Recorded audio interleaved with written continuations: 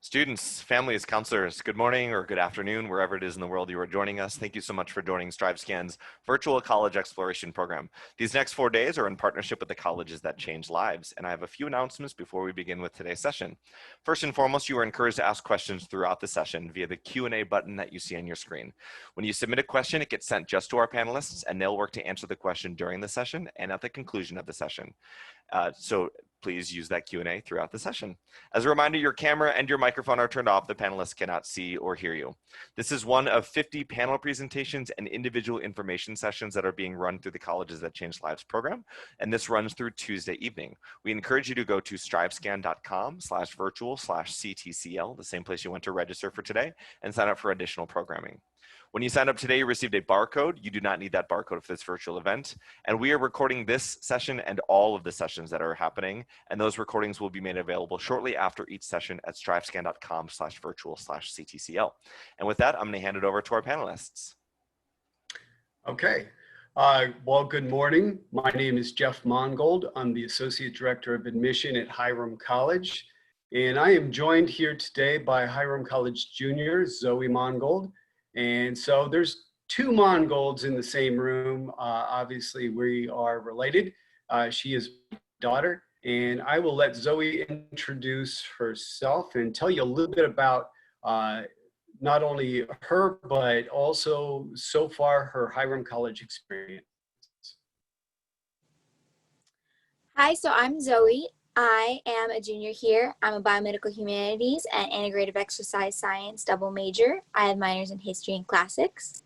I'm on the cheer and stunt team. I'm part of student athlete advisory committee, which connects colleges with the NCAA and the NCAC, which is our league. And then I'm also president of Alpha Zeta Theta, a sorority I started on campus. And I am in our Eclectic Scholars Honors College. Okay, very good. And so I am going to share my screen right now. And Zoe, are you seeing my screen? Yeah. Okay, very good. I'll expand that. Well, Hiram College is a small college in Northeast Ohio. We are located right in between the Rock and Roll Hall of Fame and the Pro Football Hall of Fame. And so we're about 45 minutes southeast of Cleveland, about 50 minutes northeast of Akron. Hiram offers a variety of degrees.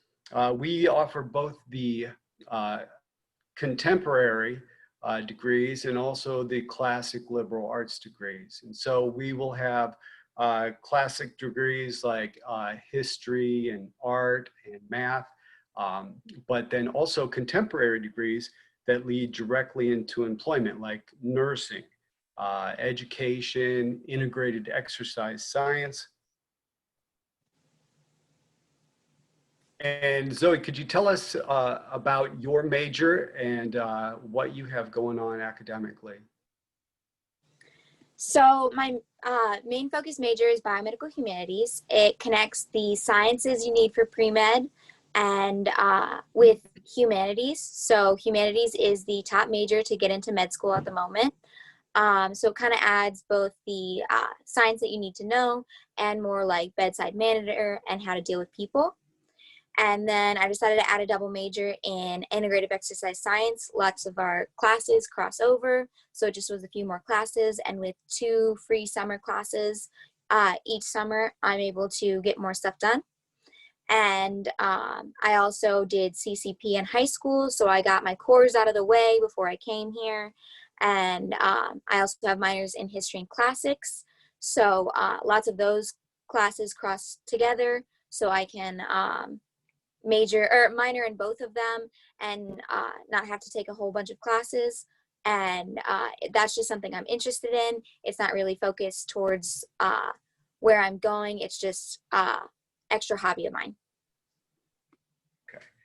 And so the most important part about this process, the most fundamental part is just finding the school that is the right fit for you as a person. What place offers your major, sure, but what place feels right? What place feels like home? What place matches your learning style the best? And the really cool thing about that is nobody can tell you what that is. It's just something that you feel. It's a vibe that you get.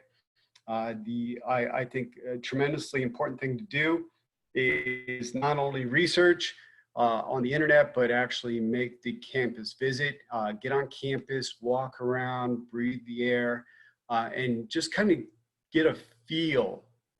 What does it feel like to be there? What do you feel like when you are there? And every school is different. And so it just kind of depends on who you are as a person.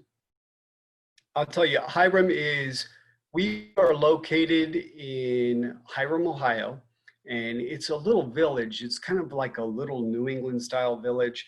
It's got the traditional center campus, but then it's got a lot of unique learning spaces that surround the campus. And so, Zoe, could you tell me about some of the unique places like Kortansky Hall, like Bonnie Castle? So Kortansky was an old church that they turned into a classroom, and the last picture that was up, you could see the church with the desks and stuff, so they can move around those tables however they like and have class however they like. And then Bonnie Castle, so Hiram took 9 of the century homes around campus, turned them into professor offices. So it's a round table style classroom. You face each other, as you can see in the picture, and discuss books, papers, topics. It's discussion based instead of lecture based, which is a lot easier to stay engaged and focused in.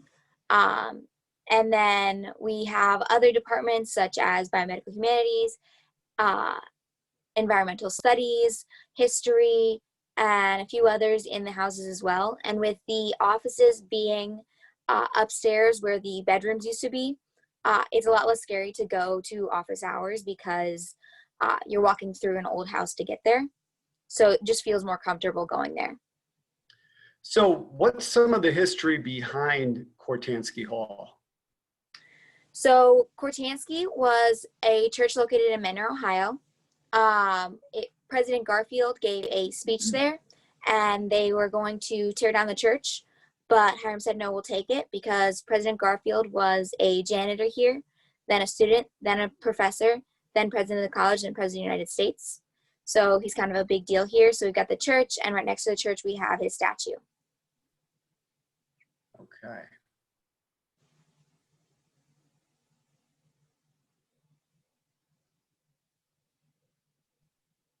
So we also have available to us a writing center. And Zoe, could you tell us about the writing house and how you've interacted with writing house so far at Highroom? So if you have any paper, it could be 2 pages, it could be 20 pages, a peer tutor who's taken a class on how to review a master's level paper like a professor will go through it line by line, and they can help you with grammar, spelling, if you just want it checked over, or if you have a bunch of ideas for your paper and don't know how to put it together, they can help you with that as well. They also have really flexible hours, so they're open later. So if you're a student athlete and say you have practice or you have a game, you're usually able to go in there after practice or game, and they can still look over your paper, or go in the morning or midday whenever you have time. There's almost always a tutor in there. And so Highroom is unique. We are a private liberal arts college, but we refer to it as what we do is the new liberal arts. And what we mean by the new liberal arts is we have kind of a marriage between the classic liberal arts degrees, like the foundation of knowledge, but also with the contemporary degrees. And so like myself, I was an English major as an undergraduate. And so we have that. We have history, we have art, we have philosophy, but we also have degrees that a lot of the students and parents are asking about nowadays, like integrated exercise science. We have nursing, we have education, we have business. And so we have a nice combination between the degrees that lead you into your master's degree, that lead you on into different professional degrees. But then we also have the majors that lead you right out into business and industry. And I think that this is really important. I know our students value that.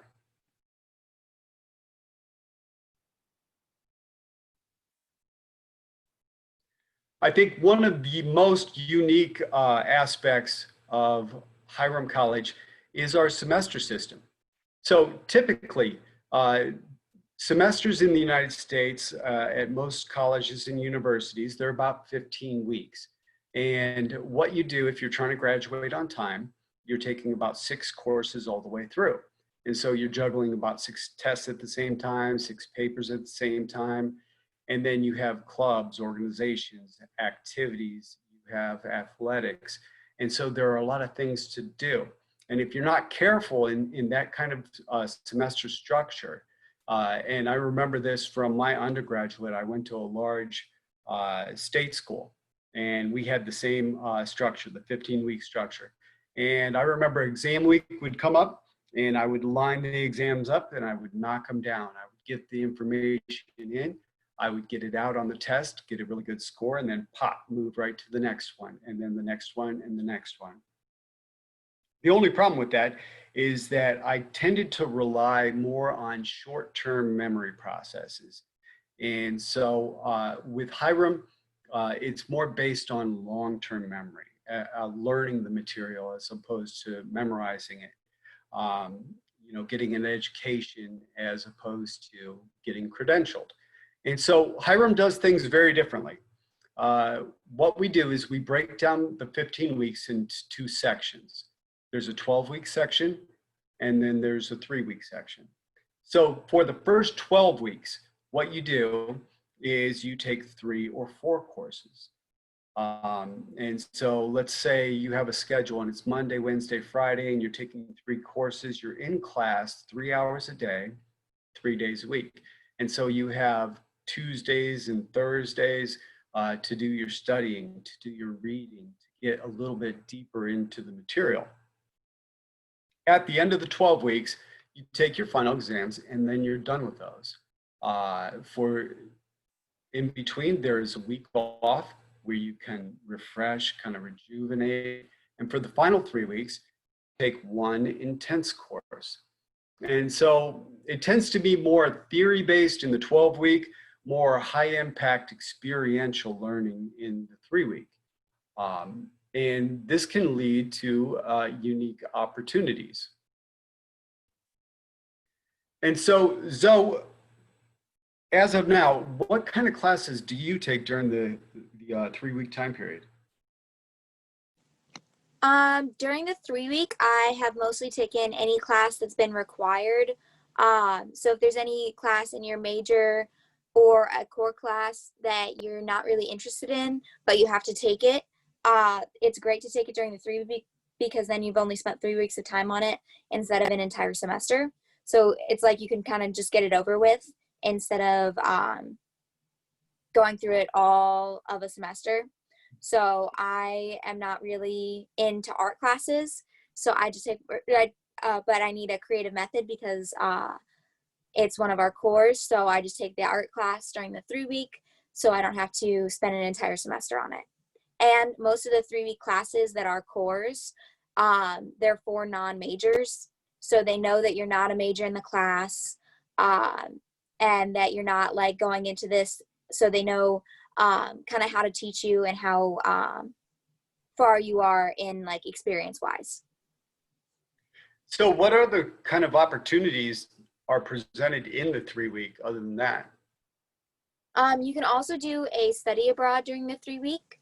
So having them in the 3-week is a lot more affordable because it's only 3 weeks at a time instead of an entire semester, and they pack your schedules full so you're not missing out on anything. And you don't have to miss out on season. So I do cheer and stunt, which we do football season, basketball season, and we have stunt season in the spring. So we're all year round. But by the spring 3-week, we're usually out of season by then. So if I wanted to study abroad, I could. I actually had a study abroad plan this summer, but because of Corona, it got canceled. It was going to Italy, but if you are interested in a study abroad and you can't do it during the school year, there are a few offered in the summer as well. And they do a lot of interesting study abroads during the 3-week. And I mentioned earlier that I was an English undergrad. I know that there was a Shakespeare course where they were going to learn about Shakespeare, but instead of going across the street to Bonny Castle, the English house, they went to study for 3 weeks in the Globe Theatre in London. And so they wanted to be right where Shakespeare was. And they actually visited a few of the castles that were in Shakespeare plays. But we also do what's called study away. And study away is a unique opportunity. For example, there was a marine biology course. And so the students wanted to put themselves in the space that they were learning about. And so the professor and the students went to the Florida Keys and went snorkeling for 3 weeks and got wet, got in the ocean, and got to see with their own eyes, as opposed to like a textbook or the iPad. I think another unique aspect about Hiram College is that every single undergraduate, every single one, they are guaranteed the opportunity to do guided research with a professor. And so it's like, and usually you have to wait until graduate school in order to do that kind of hands-on research with a professor. But at Hiram, you actually get to know your professors. You get to know them on a first name basis. Many of them live right in the little village of Hiram. And I know a few of them give you extra credit if you have dinner with them and their family at their house. And so you end up knowing their kids, their spouse, their pets, and just as importantly, they know you. And so the average class size is only about 12, 13 students. As Zoe mentioned before, the classes are discussion-based as opposed to being lecture-based. And so, but to go along with that, also, every single student is guaranteed the opportunity to do internships. And so there are 2 types of internships. We have paid internships and unpaid internships. And that's pretty typical. And so you could probably imagine that the paid internships are better. At Hiram College, what we did is we guarantee that you have the opportunity to do paid internships. And so you get that valuable experience, but you're also not working for free. And so let's say you apply for an internship that is exceptionally possible or popular, and the business that you are applying to, they know that it's popular, and so they know they don't have to pay you. What Hiram does is we have donor funds set aside. And so if you get an unpaid internship, you can apply to have the college itself do your paycheck and pay you for your hourly salary. And so that every internship at Hiram can be a paid internship.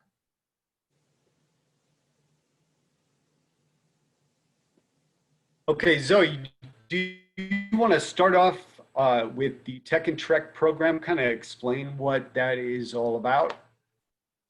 Yeah, so each of our students coming in get an iPad Pro, Apple Pencil, and keyboard. This is so we all have a equal playing field tech-wise. So no one has to buy their own laptop or anything. This was all through an alumni donation. He donated enough money so that each of us can get this. So we can all use the same tech, and the same program, so you don't have to worry about coming to college and you bought the wrong brand of laptop and now you can't use the programs in a certain class. This includes like even computer science classes. So I know lots of computer science things don't work with Apple. And because of that, they have computer labs in many different places around campus. And our computer science classes have laptop carts in the classrooms. So you can come and use those laptops. This is, they work for all the classes that you need a non-Apple working program. So you don't have to worry about buying an extra one. OSU, they're also an Apple campus, but they don't have that guarantee. So not all Apple campuses do. So my friend went to OSU and she's had to buy a laptop with her iPad, and then neither of them worked for a program, so she had to buy another laptop.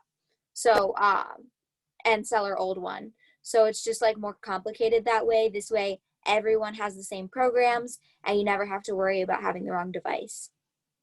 And then also for students who can't afford to buy like an expensive new laptop, you don't have to worry about it. We also, so for the trek part, we each get a pair of hiking boots. They're really nice, especially in like the snow or on like the terrain or anything. We also got a bunch of hiking trails put on campus and at our field station. So we have the opportunity to pick up the technology, but we also have the opportunity presented to set it down and kind of go out and explore. And so the mindful use of technology, that's been something that our president has been promoting since the very beginning, since we brought in the extra technology. So as an Apple campus, Apple Corporation provides our student technology, classroom technology, our infrastructure, but we also wanted to balance that out. And so there have been numerous articles that have come out authored by our president about the mindful use of technology, using technology not just for technology's sake, but when it enhances the educational process. And sometimes it's better to put the technology down and do things in the old school way. And so when that's the case, we're very mindful of that, and we have the students put it down. We have just a beautiful environment around Highroom. It's just a majestic part of the United States. And so we utilize that.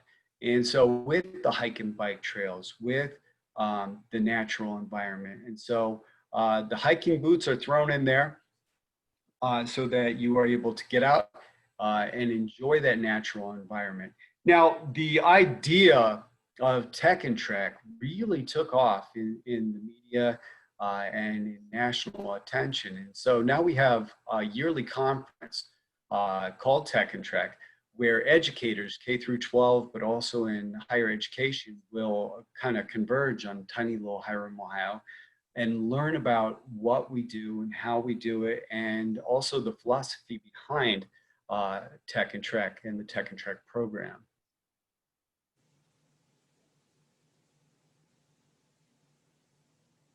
Okay, and so the new tuition model is something that has captured national attention and the imagination of higher education. And so we've also appeared in multiple news articles, news programs, and journals about the way we are approaching our tuition model, because we've kind of re-envisioned what our tuition model is.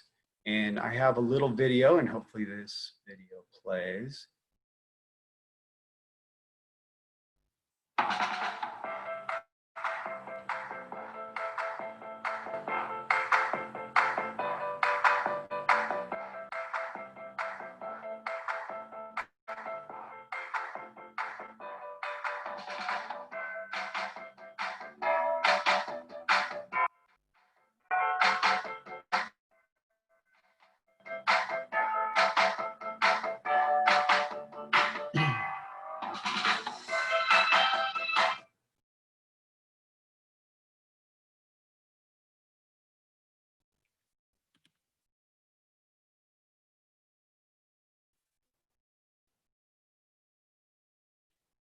Okay, and so our new tuition model, what Hiram did is we kind of looked at the tuition model that we have. And every year you hear articles and news programs talk about tuition skyrocketing, tuition going up, exponentially raising tuition.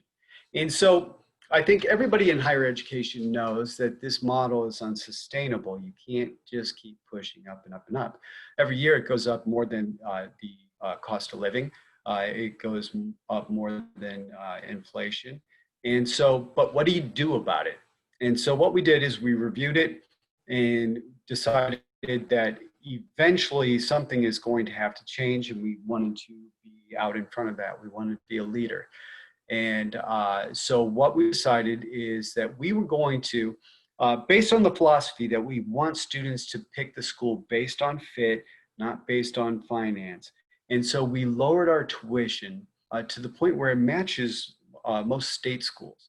And so if you're looking at like our neighbor, Kent State University, you're looking at Hiram, there's such different institutions.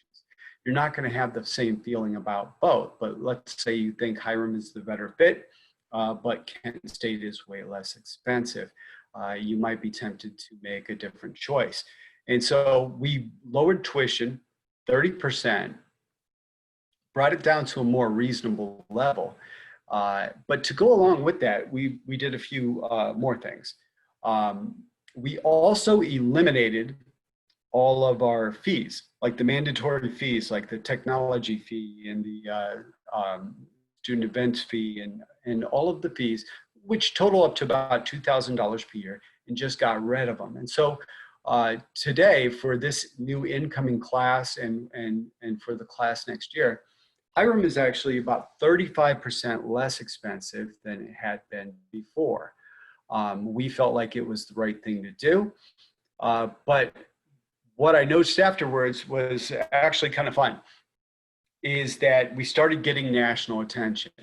And Forbes came out with a piece, and they predicted that tiny little Hiram College in Northeast Ohio has the potential to change the national landscape in terms of higher education. And so I retweeted that right away. And then afterwards, and Hiram, I've been at Hiram for 12 years, and I know just how amazing the school is. I have a daughter there now. I have another daughter who will be an incoming freshman. And so I've always been impressed, and I've always been sold with the institution. But it's just kind of fun to see the recognition nationally. Right after we started getting that kind of attention, Washington Monthly came out with their college rankings. They ranked us 4th in the country. And then following up on that, US News and World Report came out with their college rankings, and they ranked us 5th in the country in terms of social mobility, like getting into your career and just jumping up socioeconomic levels. And they said that we do it better than most schools in the entire country.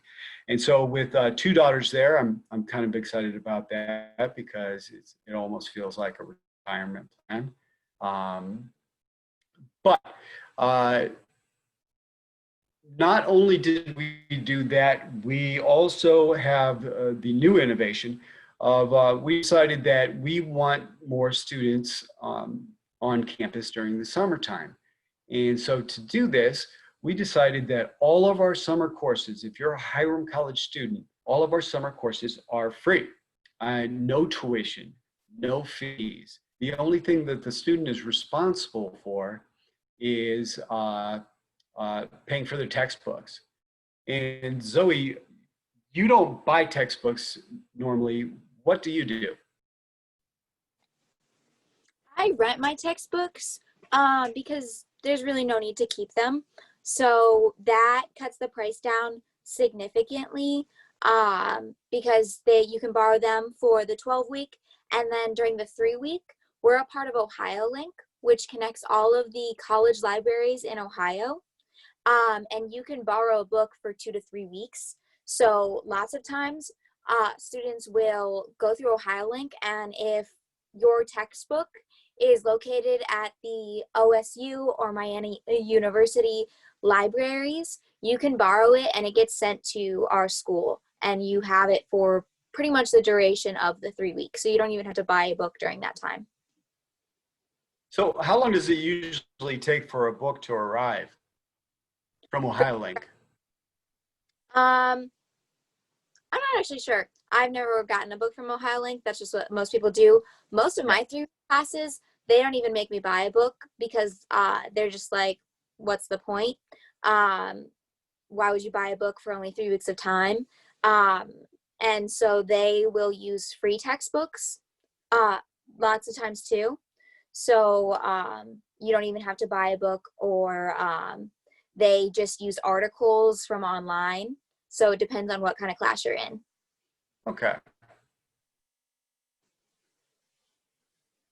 So there are a variety of different ways to live on campus. We have the traditional hall-style dorms for the freshmen. For sophomore level up, you have the opportunity to live in the suite-style apartments.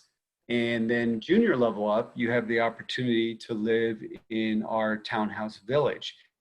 And so I know that Zoe has experienced a few different kinds of living on campus. So Zoe, you want to tell us about the residence halls? Yeah, so I lived in Whitcomb, and Whitcomb, Miller, and Henry are sister dorms. So they're built exactly the same, except Henry has one less floor. So the way they're set up is the first floor is a lounge for the whole building. It's got flat screen TV, Apple TV hookup. So you can play movies down there. Lots of people just sit down there and have like a movie going on their iPad that like reflects onto TV. And that's how lots of people meet each other. Especially in the freshman dorms, people just be playing a movie and other people will like sit down and you kind of get to know each other that way. Then the floors above, they are laid out in a rectangle shape. So all the rooms are on the outside. Girls are on one half, boys are on the other. Then there's restrooms, a lounge, and a kitchenette. The kitchenette has a microwave and a sink. And the lounge creates a nice floor-based community because there's one on each floor. So with the rooms wrapping around, lots of people go in and out of the lounge, or people leave their doors open so that people from the lounge can see like, hey, I'm open to hanging out, but I don't really want to go out of my room.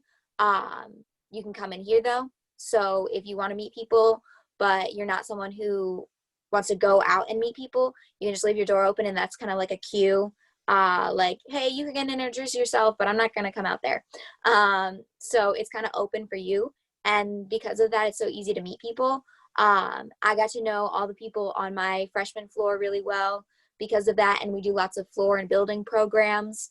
And then last year I lived in the suites. So East Hall is our suite style living.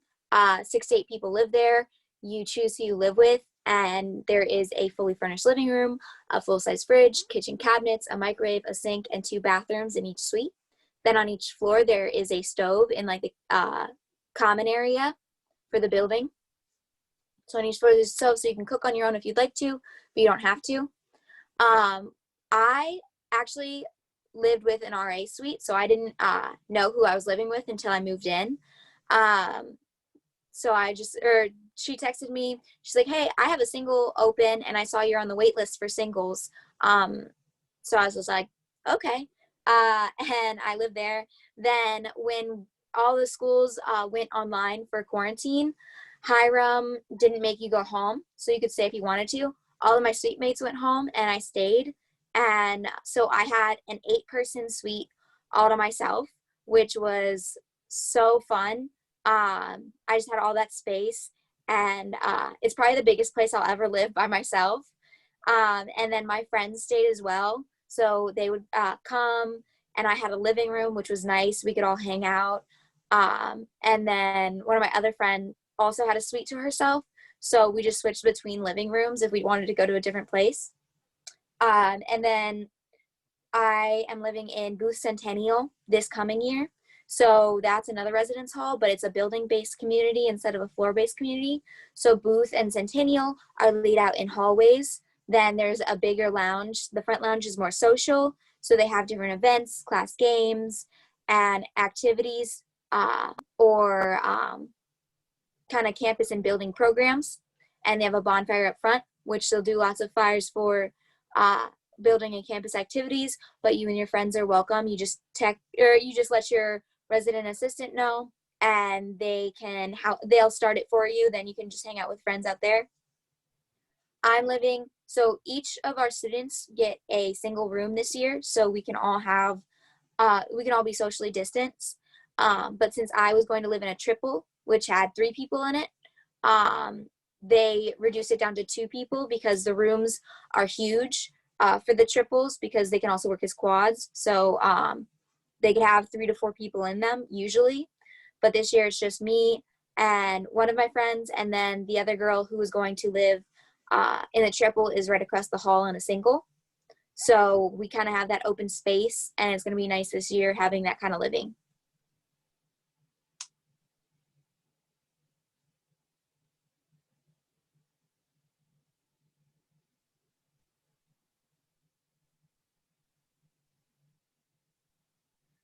Okay, I'm gonna get out of here and stop sharing the screen. All right, and so we've got a couple questions. And so one question is, what are the popular majors at Highroom College? The most populated major would be our business major. But I know especially for our West Coast students, and being in Ohio is our biggest state. Our second biggest state is California. And a lot of the California students are coming in for nursing because the nursing programs in California are so impacted. And so it's very difficult to get in. And so we get a lot of nursing, a lot of pre-med in that way. But business is very popular. But also a major that's really exploded lately is integrated exercise science. And that's been a big one for us. People that are going into physical therapy, people that are going into even personal training. It just kind of depends. And then Zoe, can you see the questions as well? Yes. Okay. So do you work in collaboration with St. John's College to develop the new pricing model, or is this something that all CTCL schools are looking to do? No, we did not work in collaboration, and I'm not sure that the other CTCL schools are looking to do the same thing. But if I were to guess, in the next probably 4 or 5 years, most colleges in the United States are probably going to go that way. It's more sustainable, and it makes, I think, a lot more sense. But I haven't heard of very much of that in the United States yet.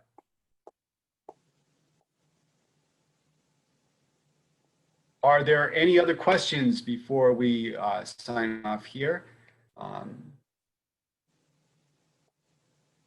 Okay, and so usually I have my very best questions when I am driving away from a place.